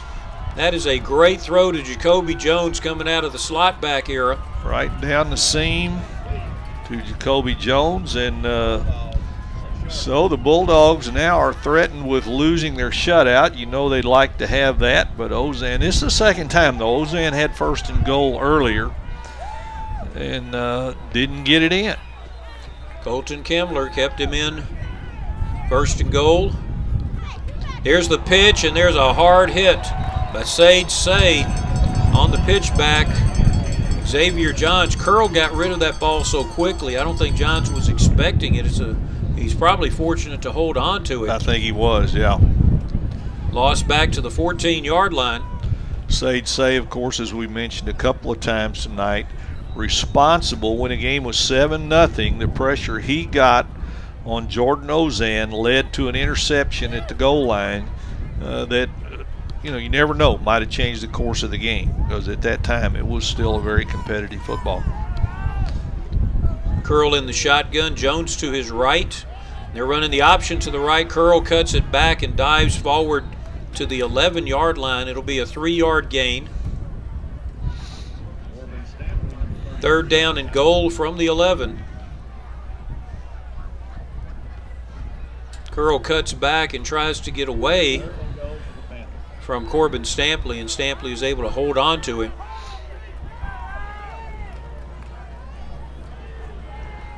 Panthers sending in their plays from the sideline. This junior quarterback, Javaris Curl, the heir apparent to Jordan Ozen's crown as the quarterback of the Panthers. Jones to Curl's left. Flags. And that's probably procedure, illegal procedure, I would guess. Now, I saw at least one receiver flinch on the outside, it looked like, and that's the bad thing about sending in a new quarterback. The cadence is going to be just slightly different. So that'll take them back to the 16-yard line, 3rd and goal. Almost feel an interception coming here, Charlie. This Nederland team, amazing. They've got 15 of them this year. That's the old school record, 13, and there's still 2 games to play, plus a quarter in this one.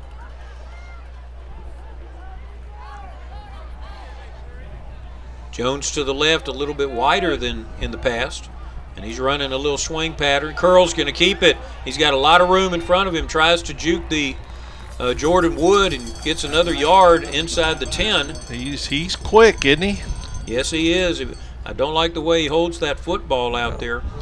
Needs to learn to tuck it in. It's not like you're going to get any leverage. This is not the field goal team coming out, I hope. Not down 35-0. Surely not. And that is. Come on. Mamadou Bald is the sophomore kicker, number 33. Well, it looked like they changed kickers. This would be a good time to do the fake. Blake Norris, the senior kicker, and that's the other one they sent in. And here he's just throwing it up in the air. You almost got your interception.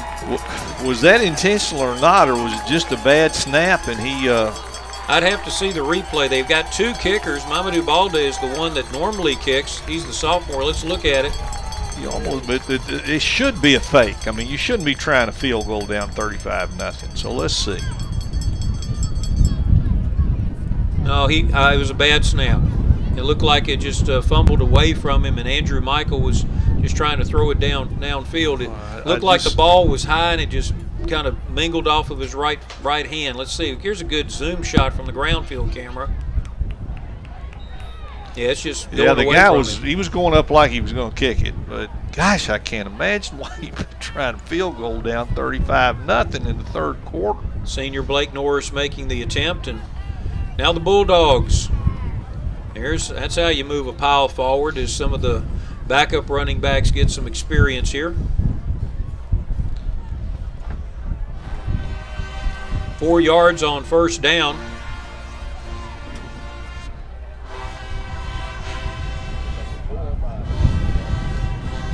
So that's going to be the last play of the third quarter, and I would think that Nederland's main goal in the fourth quarter is to come out of it with everybody healthy. 35-0. We'll be back in just a moment.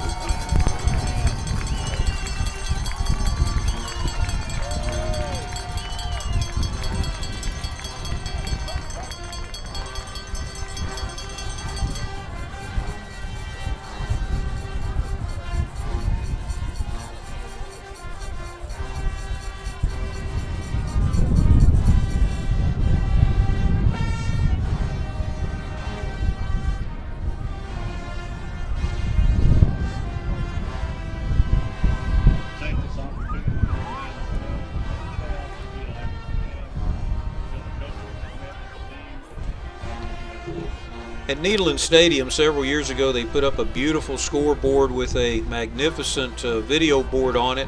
And we'd like to acknowledge the scoreboard sponsors of the Nederland ISD: 5 Point Credit Union, JK Chevrolet, Gulf Credit Union, Natchez Federal Credit Union, the Christus Hospital at St. Elizabeth and St. Mary, and the William Dornbos family.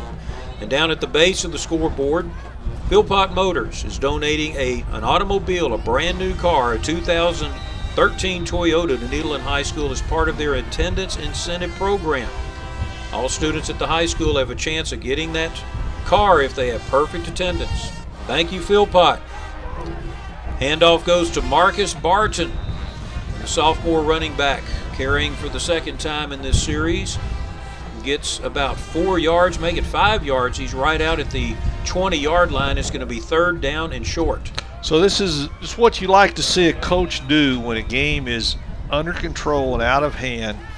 Get your younger guys some experience. They're going to be the people playing for you in the next year or two.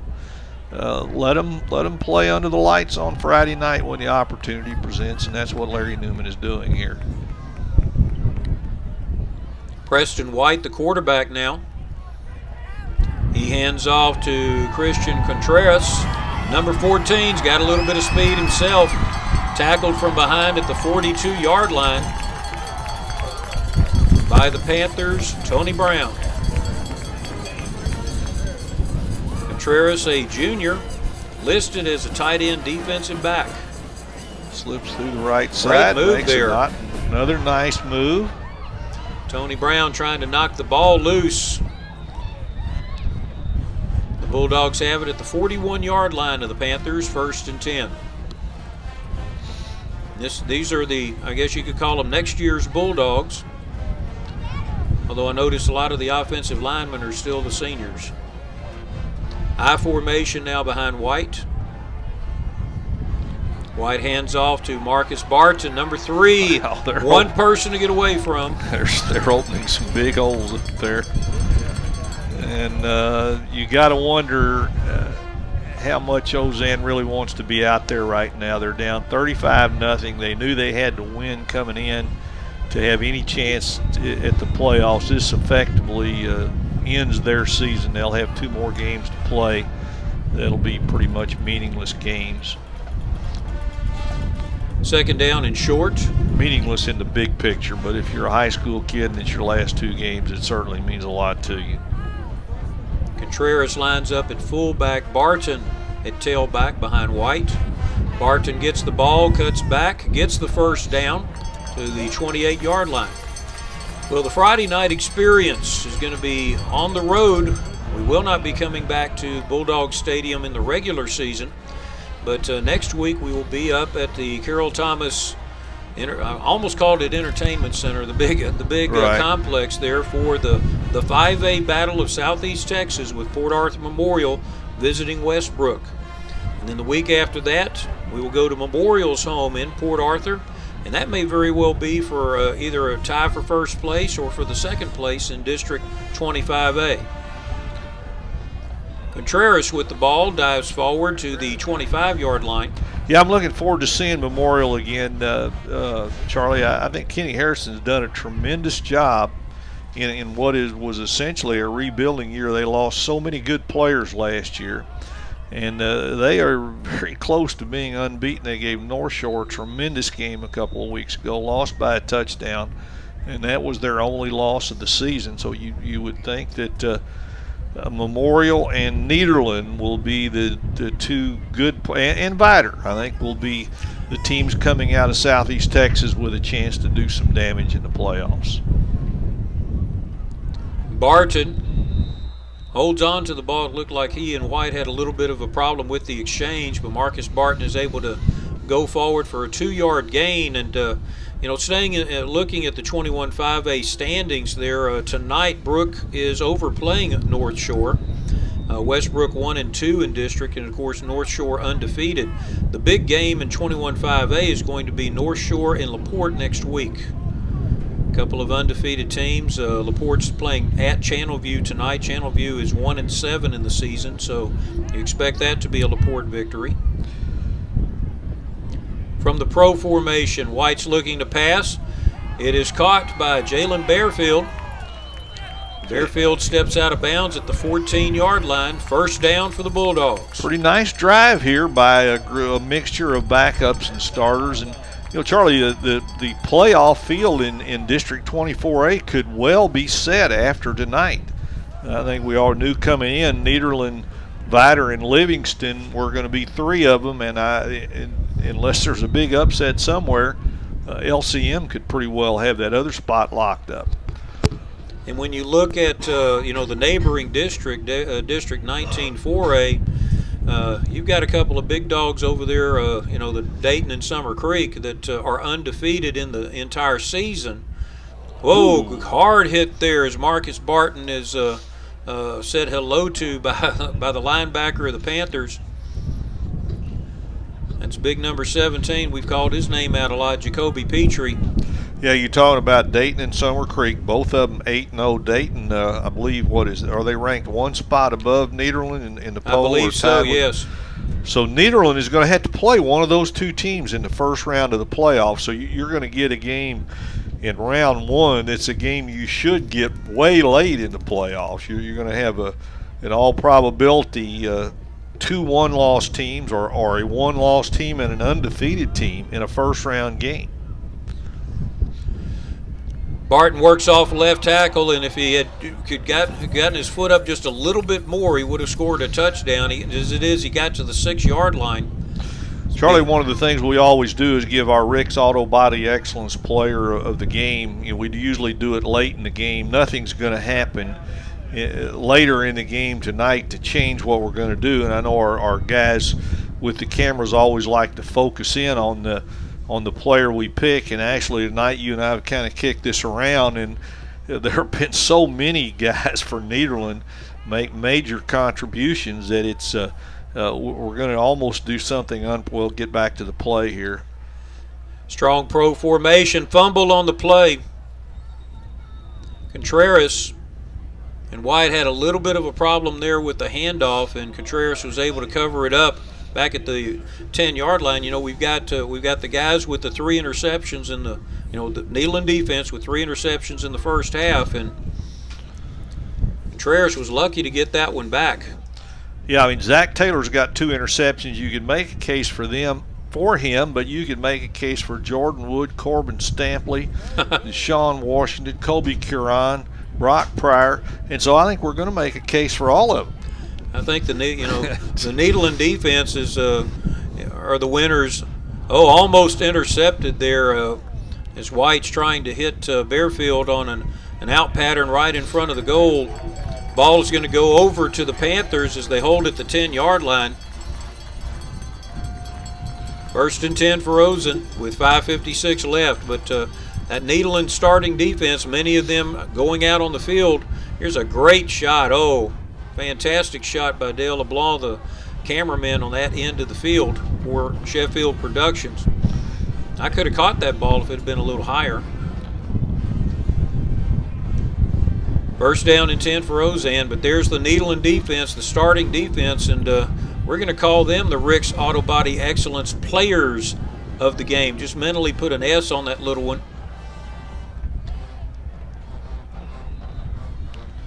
And I'm a little surprised, man. Most of the starters are out there, and I'm a little bit surprised to see that because the one thing you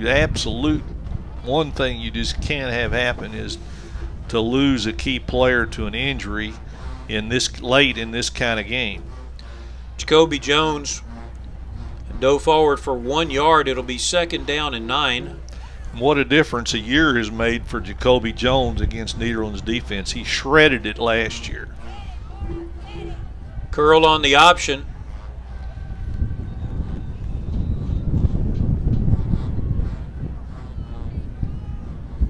No gain on the play. Well, maybe a short yard there. We do, again, with Nederland's defense, and a few of them are being pulled out there as they come to the sideline to meet with their coach. It's 3rd down and long, but you can see Kobe Curon there, Marcus Barton, a bunch of the defensive linemen. As Rick's Auto Body Excellence Players of the game. The Nederland defense, they definitely deserved it tonight. Yeah, and I think he's pulled most of them now. We see number 90 over here on the sidelines. In fact, I don't. There's probably not many starters out there now. Almost an interception. And I tell you what, Jalen Bearfield was looking at it over there.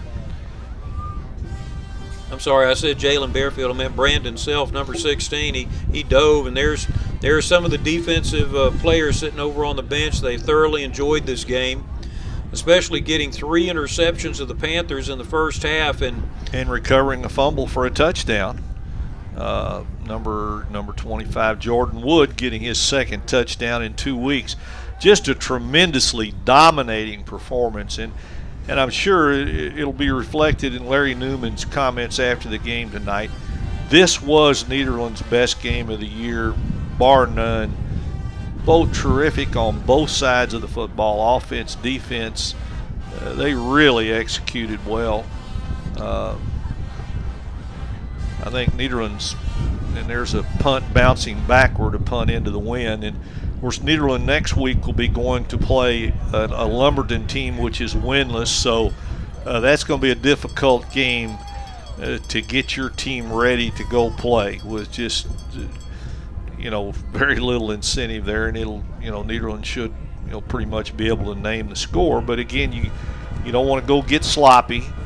You want to continue to get better as the playoffs get nearer, because that first round of the playoffs, as we've discussed, Nederland's going to have to come with the kind of game they played tonight to get out of the first round. They need to be definitely at the top with Dayton and Summer Creek over there. It's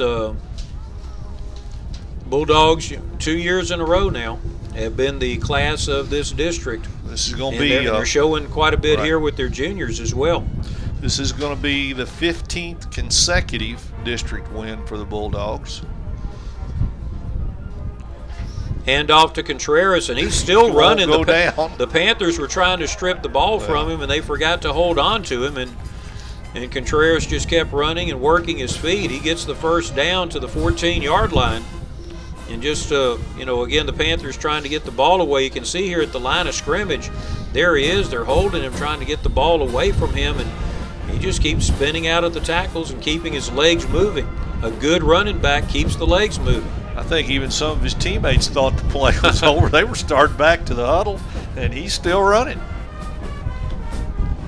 First down at the 15. Clock is running at 3:50 left in the game.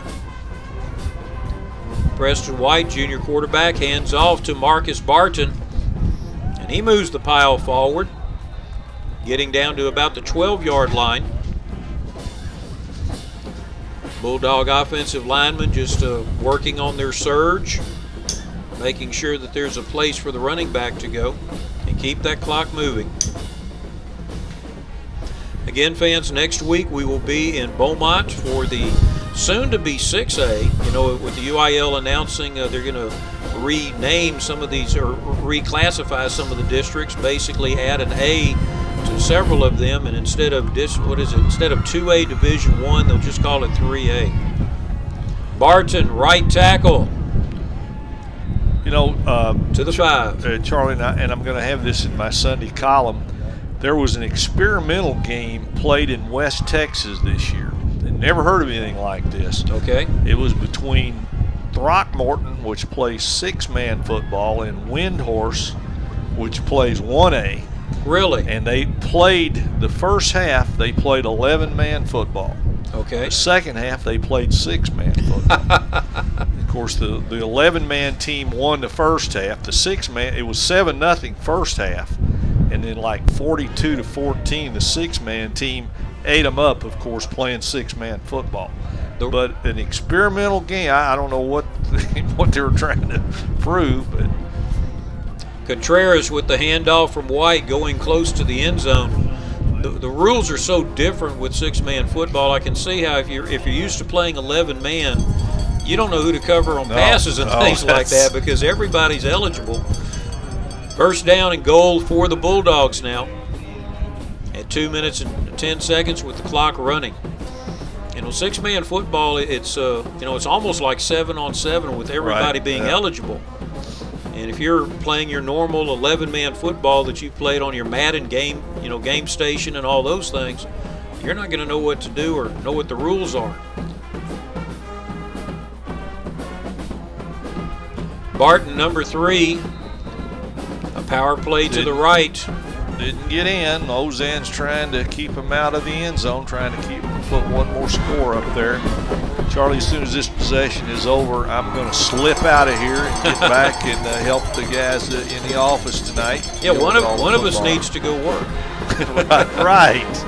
Yeah. Well, Bob West, I appreciate you being here. Your expertise and especially keeping me straight on the names in the first quarter were vital. Kendrick Perkins never got back in the game. Kendrick Perkins should. That one carry and left. Yeah, one carry, and he had to go back and play basketball for the Oklahoma City Thunder, try and get him back into the NBA Finals. Now Nederland goes into the victory formation. Sportsmanship move there on the part of Larry Newman rather than try to pile it on. Delay of game, I believe, was called, though. Oh, really? There's a flag there in the backfield, and I guess the junior quarterback forgot that there's a 25-second clock there behind the zone. Well, I look forward to reading your column on Sunday, Bob. Well, and I look forward to hooking up with you next Friday night over in Beaumont. Take another look at Memorial. I would think that Memorial will be a heavy favorite in that game against Westbrook. And then we wrap up our 18th season, regular season of the Port Arthur News Friday Night Experience 2 weeks from tonight in Memorial Stadium. But again, tip of the cap to Nederland. This is the best performance I've seen by a high school team this year.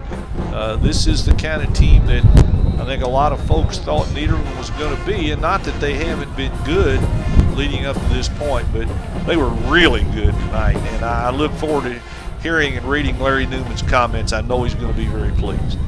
Well, the Nederland defense ended up being the Rick's Auto Body Excellence players of the game. They did a fantastic job. And right now we're just going to count it down. It is 35-0, the final score. The Nederland Bulldogs remain undefeated in District 24A, going to a record of 5-0. The Beaumont Ozen Panthers dropped to 1-4 in the district, and of course that'll pretty much take them out of contention for the playoff spots. As the two lines meet at midfield for the post-game good sportsmanship handshake, we'd like to thank you for watching the entire game. KB TV, Box 4, Sheffield Productions, and of course Jim Barton and the Port Arthur News Friday Night Experience. We thank you for watching the game. We look forward to seeing you next week as Port Arthur Memorial visits Westbrook.